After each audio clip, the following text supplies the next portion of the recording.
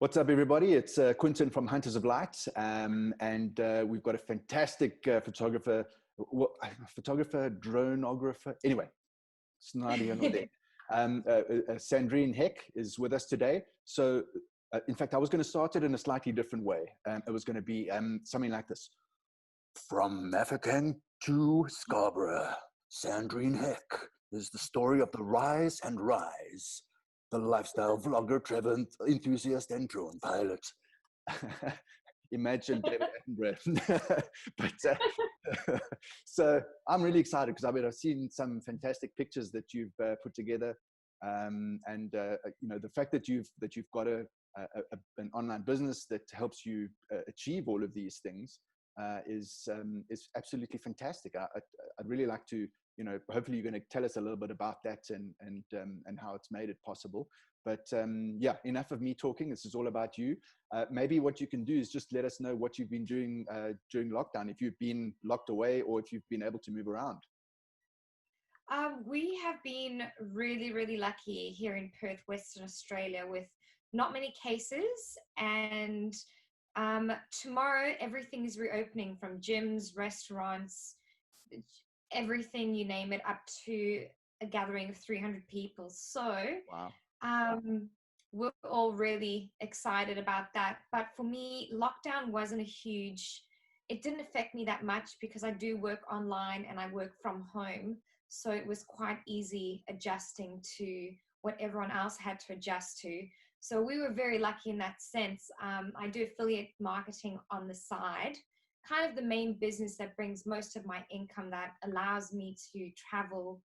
And what actually started this passion up, I had no background of videography, photography, editing. I didn't even know how to upload a video on YouTube. That is just how uneducated I was with technology. Well, I read somewhere that you didn't even want to fly the drone at first.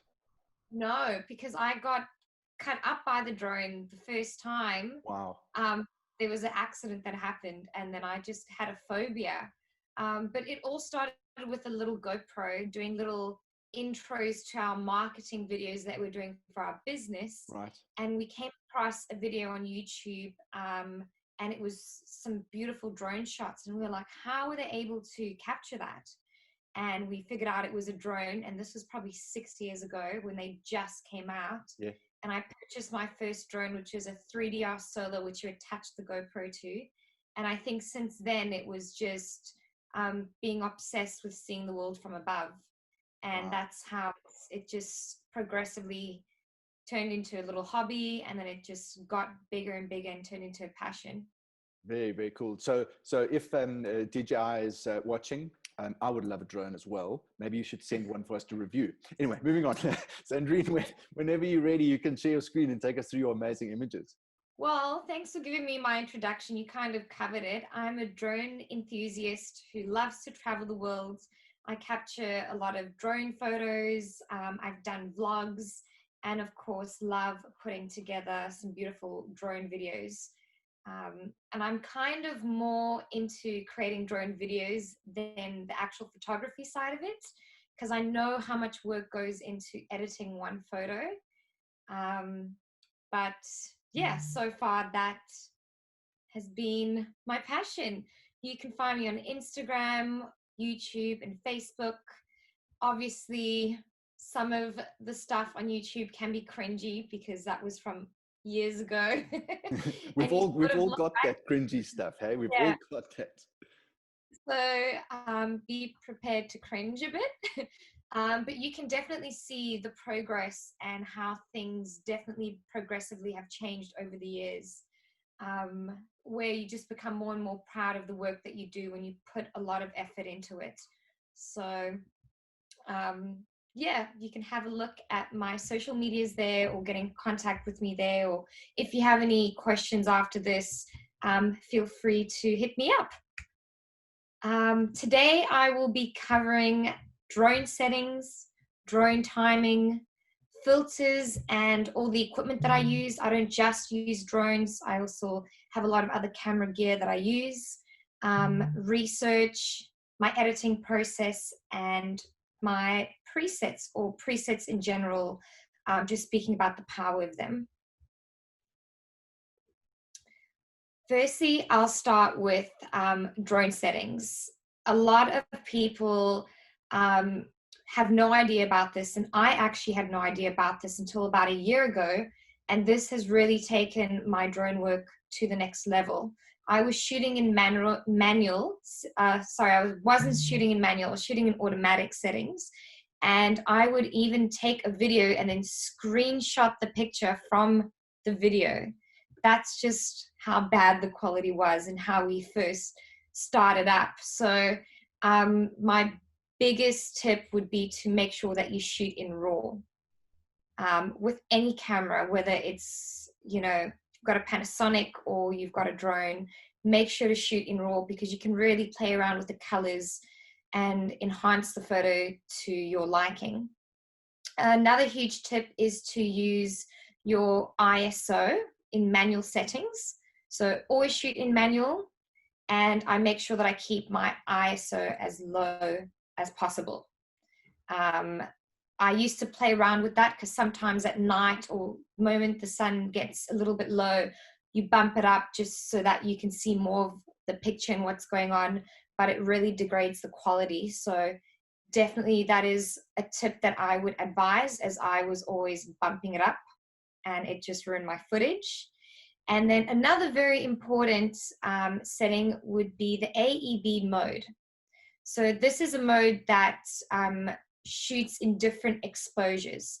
So you'll tap on the screen, take your photo, and like you can see on the top, you have one that will be a little bit overexposed, one with mild exposure, and then you'll have one that's underexposed. So I always get 3 of the same pictures in different exposures so that when I'm editing, I can pick the best one, or sometimes I can even, I merge them and sort of layer them over each other to get the best colors possible. So I would definitely recommend shooting in the AEB, and I usually go for 3 shots, but you can do 5 as well. So it can give you 5 different exposures and just picking the best one. I suppose the thing with shooting multiples, if there's a lot of movement in your shot, left or right or whatever it is, then it becomes a little bit more difficult to overlay them exactly. But you can still take bits and pieces. It doesn't have to be like a transparent overlay. So I suppose it's it still works, but it's a really good idea, that because I'm pretty sure, especially when you're looking at a beach. You've got, the sand, you've got dark water, and you've got white waves. There must be quite a lot of exposure issues that come across there. Always. And that's something that I tend to struggle with, is exposure, getting the right lighting. So this has really helped me, because before, all your work would be overexposed if you're just shooting at that one spot for a certain time. And if you get those settings wrong, you don't really have much to work with. And what I actually do is I'll take these 3 photos, like you can see on the top, and I'll import them into Lightroom, and then I will select all 3 of them and I'll merge them into a panorama, and then that just automatically overlays them and comes up with the best colors. So that's sort of what I've been doing to enhance the colors. Cool. And then another really, really cool tip is vertical panoramas. So you can see a lot of creators nowadays get such a huge scale of nature or whatever they're shooting, and you're just thinking, how have you got that in just taking one picture? But the trick to that is having your drone in the air in one position, keeping it still, and then you sort of tilt the camera to the ground, and you'll take your first shot, move the camera up, take your second shot, camera up, take your third shot, and then higher, and to take your 4th shot. So that's what I've sort of done over here as an example. And then what I would do is select all 4 of these pictures, import them into Lightroom, and click on all of them and merge them into a panorama. And this over here would be my result. And this is all in RAW, shot in RAW. So this is all unedited. So, and also what I did is, because I have, as you can see here, there's 3 different shots of each. I've picked the best ones. Sometimes the water here needs to be brighter and you'll choose a darker photo for the top. So you can really play around with how you want your shot to look like. If there are some parts that are going to be lighter and darker, panoramas, vertical panoramas are a huge hit on getting what you want in one photo. So this was a huge tip for me when I found out, because I didn't know this till about 8 months ago. So before then, I just kept shooting in one picture. You also have a setting on your drone to do it automatically. So you click a setting where your drone will just do a panorama by itself, but it doesn't export in RAW. It's just all JPEG. So you can do that if you're starting up, just to get a feel of it, but this is definitely the way to go. That's a very good tip. Thank you. And of course, the most important thing ever in photography is lighting is everything. This has been a huge thing. I will either wake up really early in the morning to get sunrise, or I will get sunset. Usually with the drone, sunsets to me work better, but it really does depend on what location you're in. This is a completely raw photo, unedited, from Gordon's Bay, Dapat Sakhat in Cape Town, Western Cape. And what you can see here is I have shot it just as golden hour has hit. Everything lights up.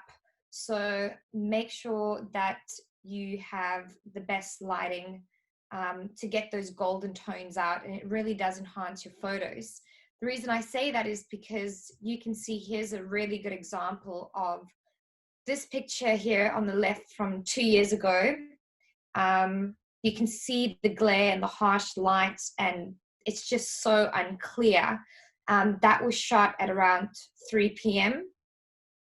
And if you look at the one on the right, that was shot at about 5:30 p.m. And you can see the difference of what it's going to do to your pictures if you shoot with a drone during midday, or sometimes even 10 in the morning. That sun hits the water and you can see it with your own eye, that glare, compared to the tranquilness of sunset or sunrise.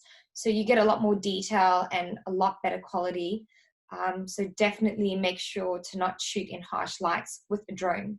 Even if you have filters on, it still will come out as glary. It won't be as bad. This shot on the left does have a filter on it, but you can still see glare. So highly don't recommend shooting midday. Yeah, I was actually wondering about like a polarizing filter or something like that, and then you basically answered the question. So thank you.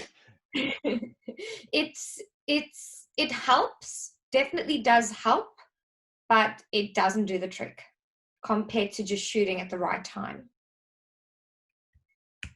All right, the next thing is I'll be covering filters and equipment. Right now, this is the drones, my 2 little babies that I currently have. I'm using the Phantom 4 Pro and the Mavic 2 Pro from DJI.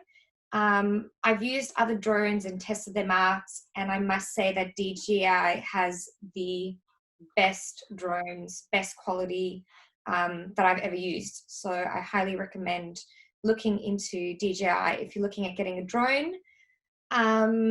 I sort of tend to lean to the Phantom 4 Pro for ocean shots. I feel like it just gives me really dreamy but in-depth photos. With the Mavic 2 Pro, even though it is newer, I tend to lean more to the Phantom 4 Pro for photography, and I lean to the Mavic 2 Pro for capturing videos. The video quality on the Mavic 2 Pro is just out of this world. So I travel with both of them. And if I'm shooting videos, it's the Mavic. If it's the Phantom, it's for photography. But you can always get away with either or. I'm just very picky and fussy with the quality, I guess.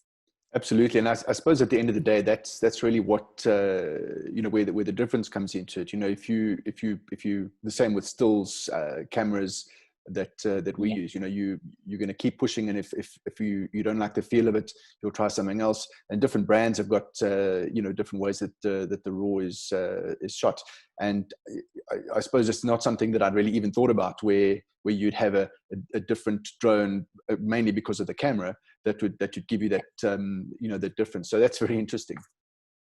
You think that the Mavic 2 Pro would be better with the photos because of, you know, the camera that it has, but for some reason I just tend to go to the Phantom 4 Pro for beautiful ocean shots. And I know a lot of creators go through the same thing, so they use the Phantom for pictures and then the Mavic for videos. The Mavic is just, it blows me away when I capture like landscape scenes. It is just, oh, I can't even explain how insane the quality and the colors and everything is with the Mavic. And I also shoot in like D-Sign like or Vlog sort of settings where it's very, very flat. And then what I do is I then add onto it to create the color. So I always shoot in a flat setting with my drones, even like the raw setting, D-Sign, like when I'm shooting pictures, everything is just in a very flat mode so that you can really play around with the colors and make it whatever you feel like. Yeah, it's funny that you say that. I no matter what I'm shooting, I use Canon's neutral setting. I bump up a little bit of the sharpness and the contrast down, because I you know, I don't want to be, in my mind, I want to see it for kind of where it is in a neutral state, because I know where I want to go with it. It's interesting to hear you say the same thing. Yeah, no, definitely. Make sure to do that, because I used to just shoot it in the automatic mode that it gives me.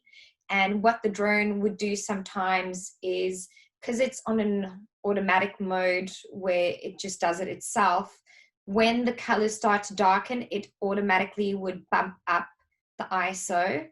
So it would really degrade my quality. So yeah, definitely make sure to pick a setting that is more flat. And this is my current equipment that I have. When I travel, I sort of like to mix it up a bit, or even in my videos or in my vlogs.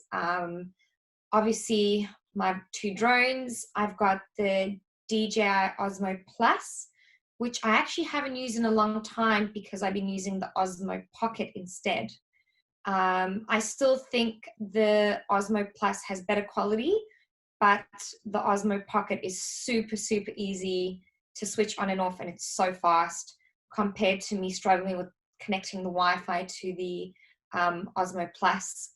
And then I have a GH5 Panasonic, and that is still my favorite camera ever, as I shoot a lot of slow-mos with that. So I don't take a lot of pictures, but when it comes to slow-mo videos, that is my favorite camera to go to.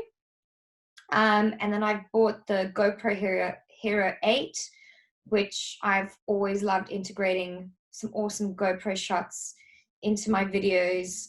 I use a GoPro Dome, so that helps you get the in and out shots. I have a Sony A500 when I do my vlogging. And then I have recently got a Insta360, which a friend and I are currently shooting some content for them, and a promo video, which should be released hopefully in July. So that's been exciting. That's sort of what we've been up to as well. Now that the restrictions are up, we've been traveling across Western Australia and trying to put together a really cool video for Insta360. Very cool. Yeah. I've got a question here from Dean.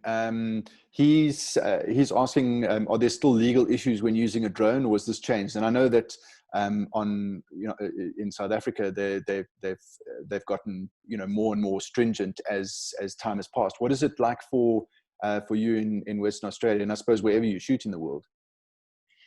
To be honest, third world countries, places like Indonesia, the Philippines, I went to Madagascar, even South Africa is it's quite easy to fly the drone in those sort of areas. I know they're tightening up in South Africa, but here in Perth, Western Australia, they it's not that bad. Obviously, there's the normal rules where you can't fly around people. There's certain beaches or like national park areas that we are not allowed to drone in. But what I actually do is use the app to have a look at whether I'm allowed to drone there or not. I always do my research just to see what are the drone laws like.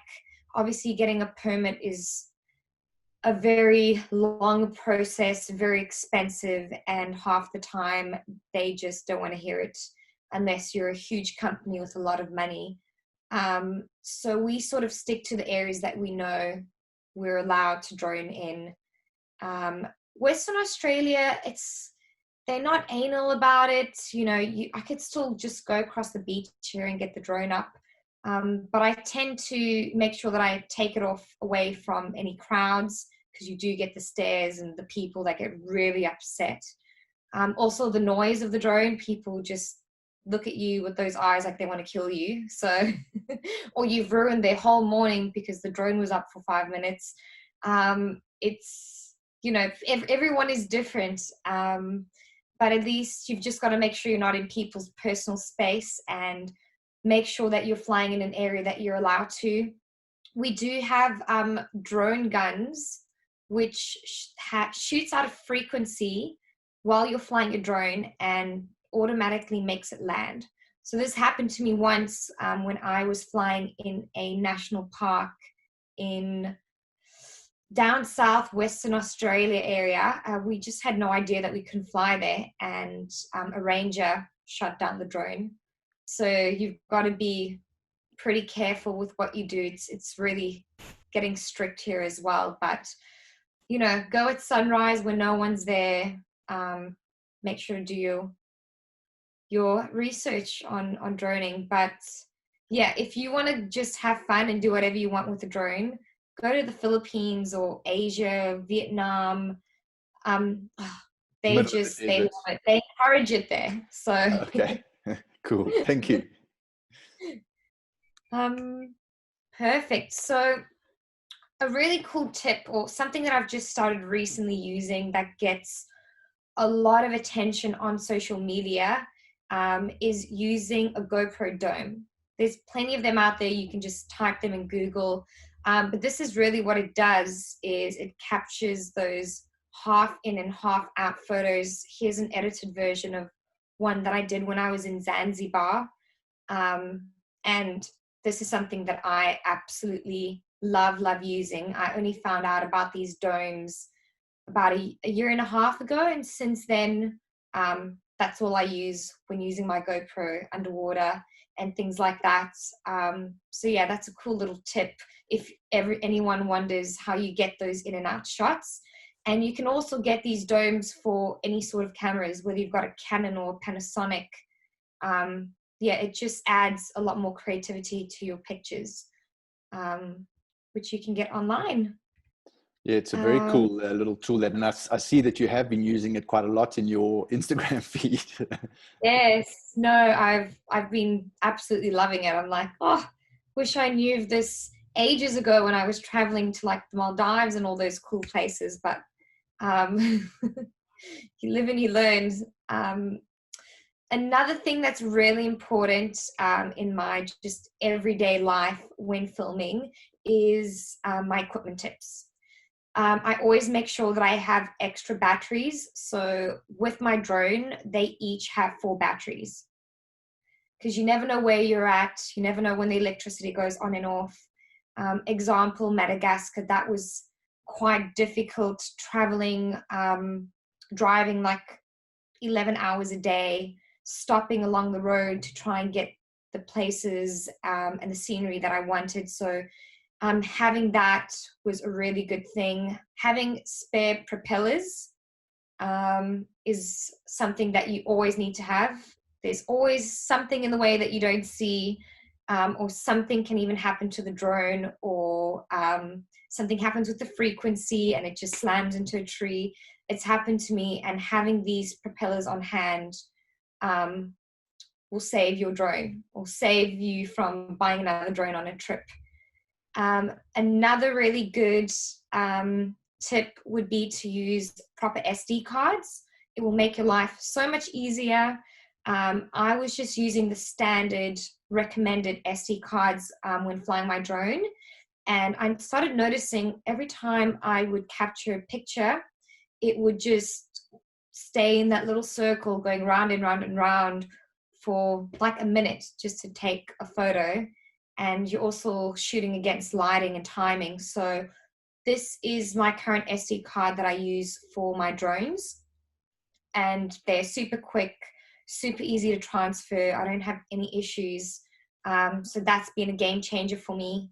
And as well as backing up your hard drives with your footage, I always have a double up, because there has been a lot of times where you lose your footage or something happens, you drop your hard drive. So when you travel around the world and you have a 4 terabyte hard drive full of everything, it's always good to back it up. Otherwise, you end up spending about 10,000 Rand to try and get your footage back. So that's happened. Yeah, it's cheaper to have a backup than to try and rescue that backup, you know. Yes, 100%. So that is hugely recommended. And then there's this really cool sort of device that Polar Pro has.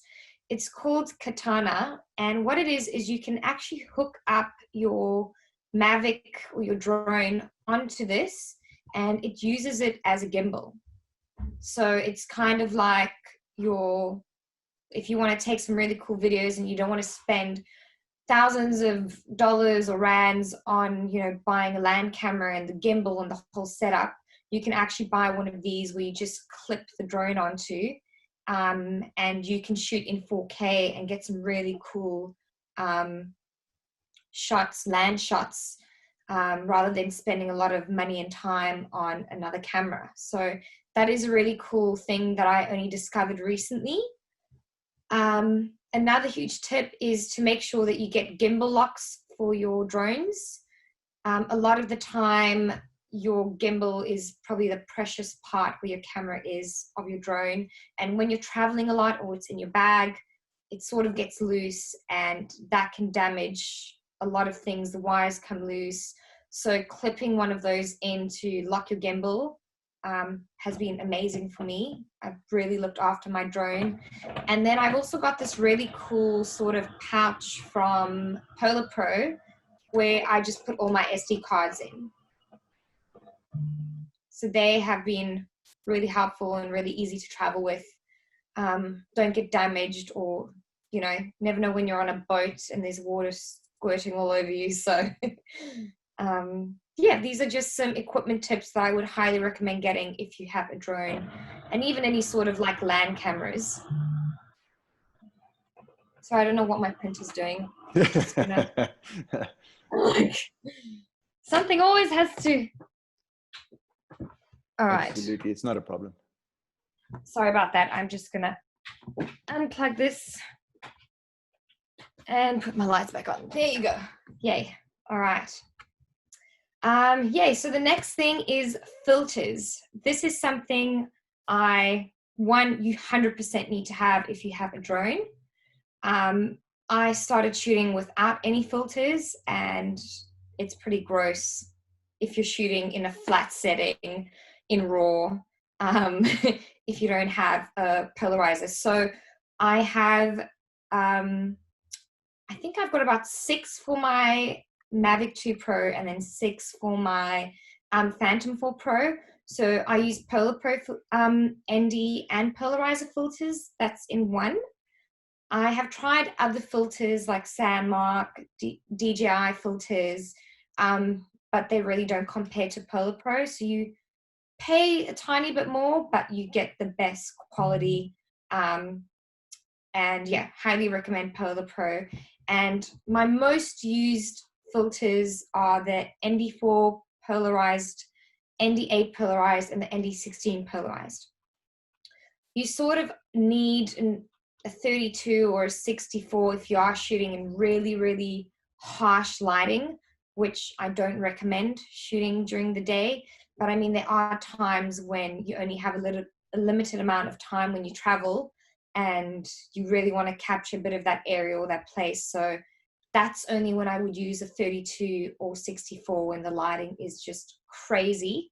But yeah, my most used ones are ND4, ND8, and ND16 polarizers. And another thing, which is quite a blonde moment, we were actually traveling around Indonesia last year with some cool creators working for the tourism board. And my best friend and I, who drone and traveled together, we didn't know that you had to sort of turn the filter to get rid of the glare and so that it does polarize more. Yeah. So you actually, we had no idea until one of the creators were like, you just have to turn it. And we were just like, we just look like complete idiots. If you do get one of these, before you shoot, make sure to sort of aim it towards the water or whatever landscape you're shooting, and have a look at your screen and just play around turning it and then seeing what is the best sort of coloring and lighting and getting rid of the glare and things like that. So highly recommend turning your polarizer filters. Otherwise it can be a little bit of a waste when you're trying to get rid of that glare. Yeah, always read the manual, huh? I know. I think, I just don't know. That was just really blunt. So yeah, it was pretty embarrassing, but we now know how to properly use a ND polarizer. And what it really does is it enhances color, gives more of that dreamy feel. The glare's gone, and it gives you that little bit of extra saturation, even though you're shooting in flat. So game changers, highly recommend getting one. I would never shoot without my filters. I will have a panic attack. Another cool thing, which I didn't know, is using these sort of red filters on your underwater cameras. Could be, any sort of camera that you have that goes underwater. But a really good example is one that you use over your GoPro. And what it does is it really gives it that natural earthy sort of tone. And as you can see here, they've got different sort of colors for different things that you're trying to achieve. So sort of like the pink filters would be for snorkeling, shallow water. The red filters is if you're in deep blue water. And then you've got that sort of pink one for green water. So it does really change it up and doesn't make it look so oversaturated with blue. And you can also play around with that. Polar Pro has some really cool ones. Again, I have this one over here, and it has the sort of red filter, and it clips a macro lens on top of that. So it really enhances what you're filming. So that's a really cool tip if you have a GoPro or an underwater camera, is to use some of those filters to really make your work look more natural. Johan Kreiling has got a question.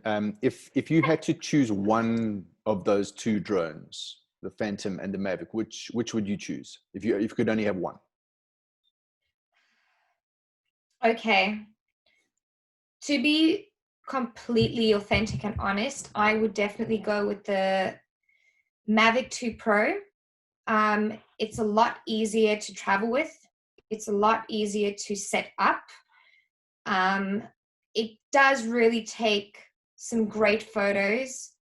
I mean, even landscape photos, I wouldn't even use the Phantom for. I would use the Mavic. But an all-rounder would be definitely the Mavic 2 Pro.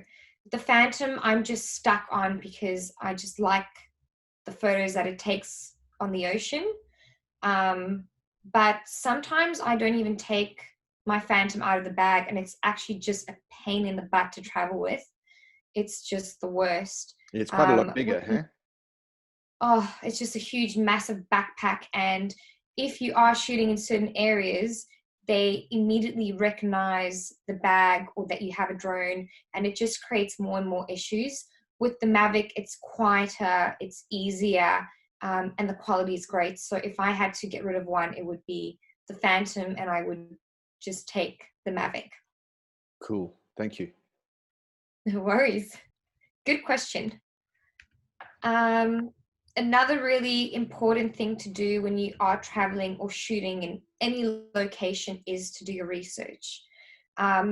First thing that I do is I'll hop onto YouTube and I'll just watch a lot of videos of different areas, different scenes, and usually you can have a look in their descriptions. People usually put where they are, or I will just comment and ask, oh wow, at the time 108, what area was that? Would love to visit that. And you really do find some of the most unique spots in the world by just doing your research. A good example is when I was planning my trip to Vietnam, I was going to go to Sapa, where they have these really amazing, rice fields. And then I came across an area called Mu Chang Chai, which is Sapa on steroids rice fields. And there was like no one there. It was a bit of a slip to get there, but when we got there, we were the only tourists, and it was so local, and it was just 100 times more beautiful than the one area that everyone raves about and goes to. So I was really lucky that, I did my research to find hidden gems. I will also find out in that specific area when is the best time to travel there, so that I get the best weather, because weather is very important when shooting with a drone. You can't fly when it's raining, it's not waterproof. So you've got to make sure that you're there at a great time. And then I'll also research what time sunrise, what time sunset at the time that I'll be visiting that area. And then another really cool way of doing your research is just going onto Instagram and putting in whatever you're looking at. For example, Ninh Binh is an area in Vietnam, and it will just come up with all these photos and creators, and you can really get a visual and an idea of what you want to achieve when you go there. Finding new places, looking at when they went, how they calibrate their stuff, what sort of angles they've used, what perspectives. So yeah, huge tip would to definitely do your research when you're filming in any area. Yeah, I think it's just the same as it would be for landscape photography. You've got to know what time the sun comes up, what sort of direction it is, because you may think like that shot in just past Gordon's Bay. You may think that this well, I'll just go there because the sun's pretty much going to be straight on. And then you get there and it's too much of an angle and there's too much contrast. So yeah, I mean, it's absolutely, it's important to make sure you go at the right time of the year, especially if you're flying to an international location and you've got 3 or 4 days and you don't realize it's going to rain the whole time. That's a problem. Yes, no. So making sure to do that definitely does help. And even if it's cloudy, it's actually it's so difficult to shoot with a drone if it's cloudy or overcast.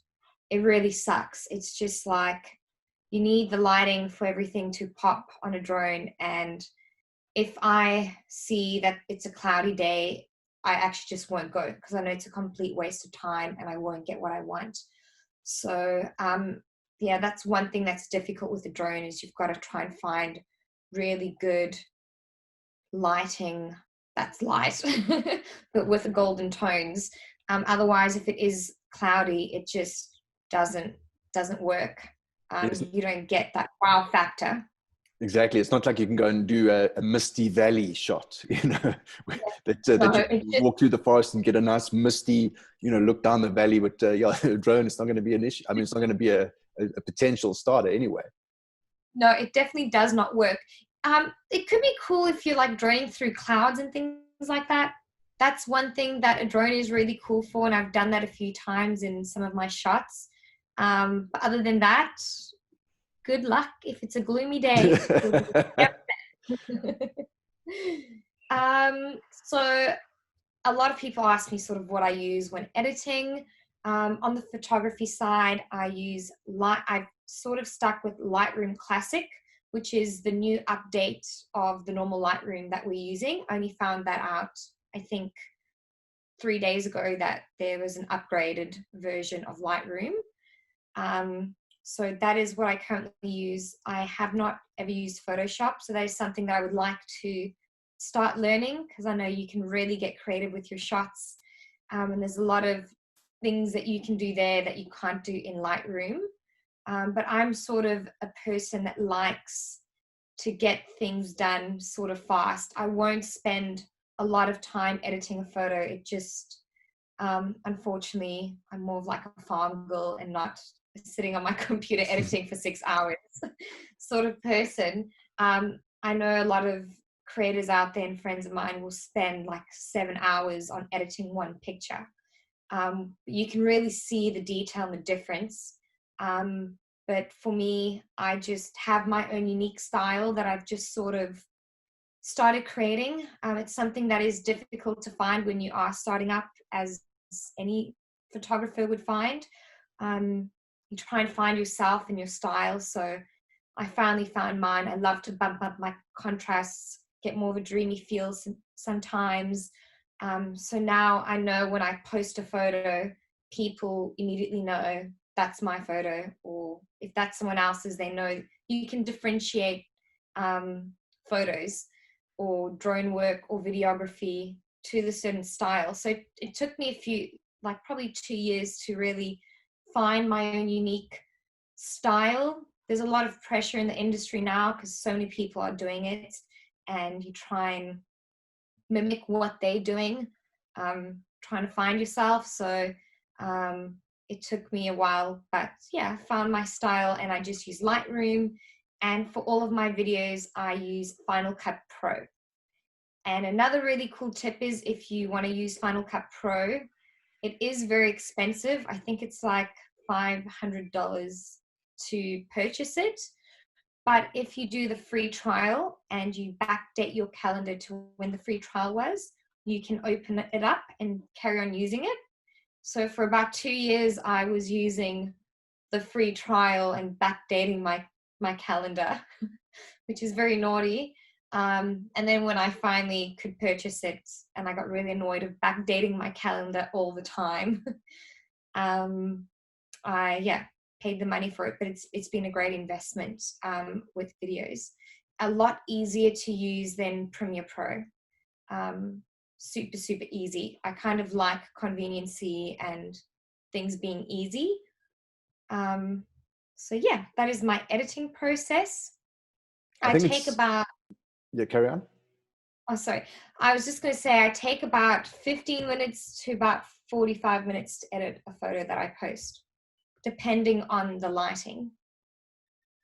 Yeah, I think the big thing is workflow. You know, at the end of the day, you've got to decide what works for you. If you want to spend a lot of time per image and craft it, that's fine. But for some people, it's not really something that they want to do, and it gets in the way of their life and their lifestyle. So I think it's an important thing to look at when you are processing images, that you choose a workflow that works for you.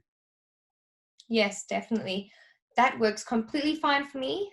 My dad always used to say, you're going to get square eyes if you're in front of a screen too much. So that's sort of that little voice in my head when I'm spending too much time on my computer is like, just get out in nature a bit or take a break. Another huge thing is definitely taking a break, or if you're not in that creative space, just don't edit, because you just end up wasting so much time. So whenever I feel like I'll hop on and I just really don't feel it today, I just won't edit. And then when I really feel it, I'll spend a lot of time on it. And taking those breaks in between does help me. So definitely take breaks if you're someone like me. Cool. Another really cool thing that is probably out there that everyone's seen is using presets. lots of sponsored ads on Instagram. I have a huge collection of presets. I used to just edit my photos from scratch, but now I have about 50 presets that I've got in my Lightroom, and it's literally clicking the preset that you want to test out, and it completely changes the color and tones of your picture. So here's a really good example of a before and after that I've shot, and literally the after is a preset. So this photo took me 10 minutes to edit. All I did was clicked on a preset, played around with the blues a little bit to make it look a bit more realistic, play around with my lighting and the lights and the exposure, and then boom, within 15 minutes, I've created a completely different picture.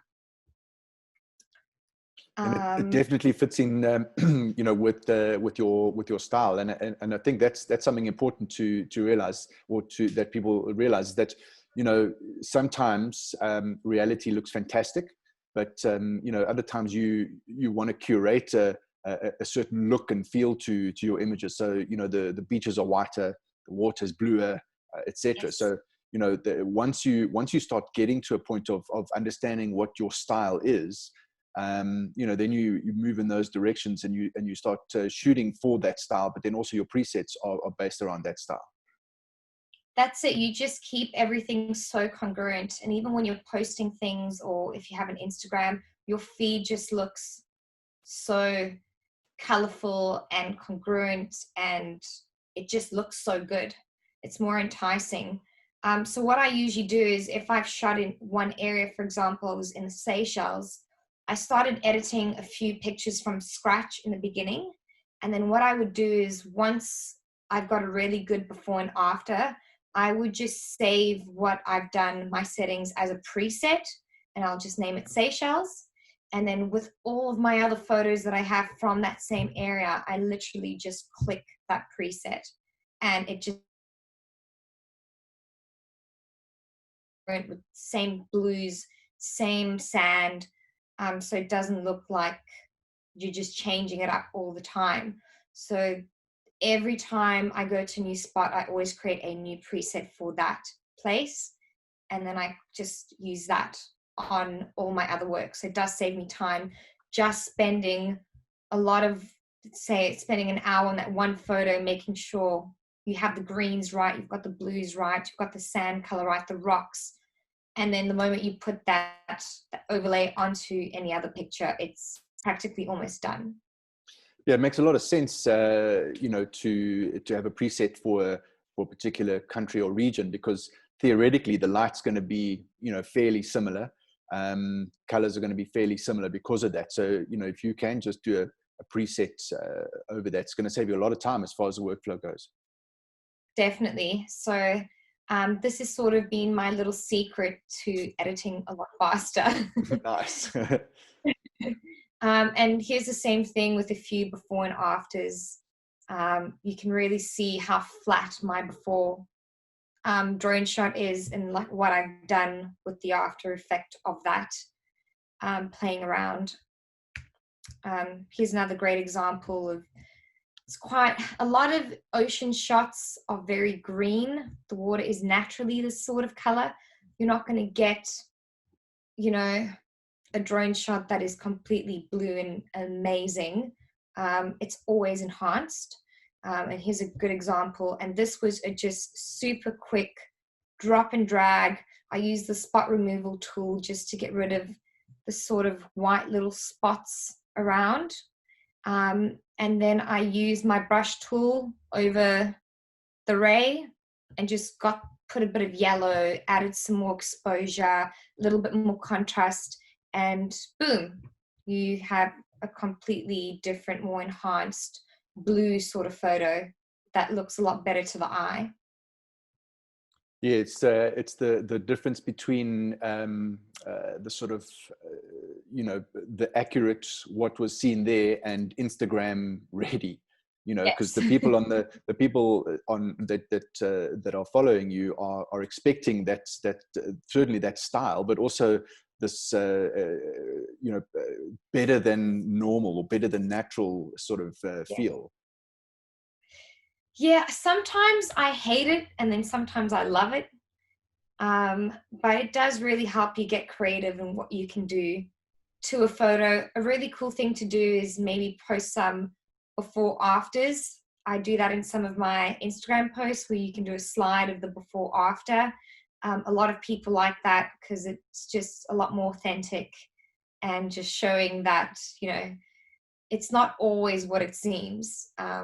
It can be very enhanced. But yeah, this is something that I've done practically in maybe 20 minutes of just sitting down and editing, and you can see quite a huge difference with the drag and drop preset to get the blues the way that I want them.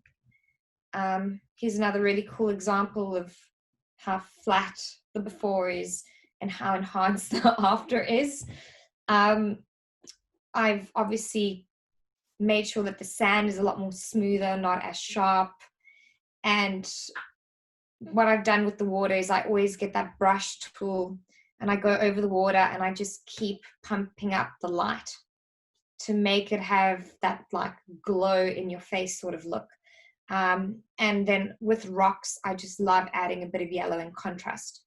So that's just what I do with my rocks is contrast in yellows, and with any ocean shots is definitely putting up the light or the highlights as well, just to make it pop.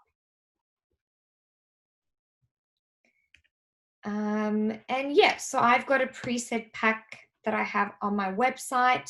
You can have a look at it. It is pretty old. It's about 1.5 years old. So I'm currently working on a new preset pack, which I should release hopefully in about 2 weeks' time. But if anyone does purchase this one here, whenever my new ones are out, I'll be happy to send them through for free. You can find them on my website, and then I also sell drone canvases and framed prints and things like that just on the side. It's definitely not something that I've made as a full-time income.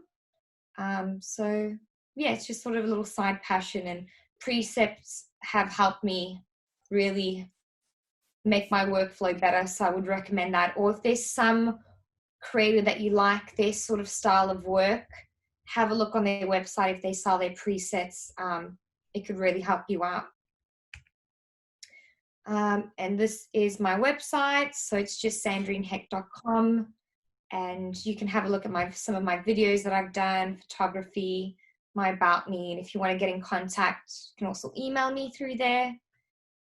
And ending on a better note, my biggest tip ever is to always have fun, because it can get overwhelming. There is always something that is going to go wrong on your travels, without a doubt, whether it's your equipment, whether it's your flight, whether it's your location, whether it's the people. So just remember to try and always have fun. It will shine through your work. And a huge thing that held me back in sort of becoming an artist and being more passionate and finding myself was I always compared myself to other creators out there. And that would just bring me down and really held me back in pushing myself forward and finding my own style. And so never hold yourself, back or compare yourself, because you're the only person that can create what you want to be. I think that's very, very cool. I'm just going to quickly stop your share and put us next to each other like that. There we go. Very cool. Very, very cool. Just with that, never comparing yourself to others, I think it's a very good tip or piece of advice. I've probably dispensed it a couple of times, but unfortunately I have no idea how to take that on board. But that's another discussion entirely. The other thing that I always keep coming back to is a photographer once mentioned where, at every shoot, at some point, just stop, look around you and just see where you've got to. Look at where you are, because you forget that, you're doing shoots in crazy places with crazy people. And sometimes it's a good idea just to, lift your head up, take a deep breath and go, wow, this is, how did I get here? you know, which can sometimes be quite revealing and also motivating, you know, so it's a good idea to do that as well. That's so true. And I think this whole thing with COVID and being so restricted has really made me realize how grateful I should be and how I should envy those moments. Because you're right, a lot of the time, to be honest, I get out that car and I'm running, I'm changing filters. Yeah. It's stressful, and you need to take that time to just enjoy it, or make sure that you book an extra day so that you can actually go and swim the whole day. Because the truth is, if you look at a lot of my stuff, even in my film and stuff, it's literally for that scene and it's on to the next one, and you never really get to take it in, and it's something that you regret because you never enjoyed it. You just so focused on sharing it. So what I like to do now is, if we're traveling, I like to have days in between. I call it a rest day, but it really is a day to go and just take it in with not having any equipment. So I think it's a fantastic idea. Yeah. You know, because I mean, you know, granted, you know, it has to be an extra hotel night and that sort of thing. But depending on how long you're there, just to have, even if it's half a day, to experience the place and just, you know, if you are going to the beach, actually lie on the beach and go, you know, as opposed to get into a swimsuit, get, you know, half in the water, make yourself look respectable, take the shot, right, let's go, you know. Yeah. To be honest, there have been some times where I have just got out in the parking lot, got the drone up, sat in my car, drone the area, and flew my drone back, packed it up and left. Yeah. Not even like a good example is Albany or Denmark. There's this beautiful place called Elephant Rocks. Right. And I've just seen it from the drone. I've actually never gone and put my feet on the sand there. So it is quite sad when, you know, you think of that. And that's something that I need to remind myself. And this whole COVID thing has just made me realize how you should not take that for granted. Absolutely. So there is one more question that's come up, and that is, how many drones have you lost?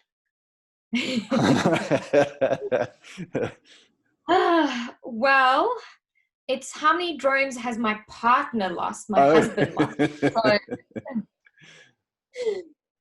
to be honest, I have probably gone through drones like you go through toilet paper, because we've had bad luck. We've had probably the drones that I have, with everything in total, probably about 9 drones. Some of them had issues where they would just flip upside down, crash, so we'd have to get new ones. Yeah. I had one that had a battery failure, that it just kind of landed in the ocean right in front of me, which I had one that I lost to very high strong winds, and I couldn't get it back. And another really good tip is learn how to use the sports mode if you are shooting in like windy areas, because of course, being blonde, didn't know where the sports button was, and I lost the drone to the ocean. I had 100% battery, and I was fighting with it till 0%, and I had to go into the ocean. And yeah, my partner's just crashed it quite a few times as well, so we've had to get drones. But highly recommend getting that care package if you buy any product from DJI. I think you pay like $120 extra, and that gives you're covered if anything does happen. But make sure that you have the drone body, because if you lose a drone to the ocean, then you're stuffed.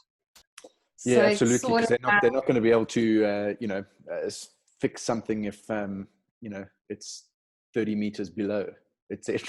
Yeah. That's true. And a lot of the times I would buy refurbished drones or go on Gumtree and purchase drones from there. But I soon realized that they were the ones that were giving me a lot of the issues. I just ended up spending more money. I didn't test them properly when buying them.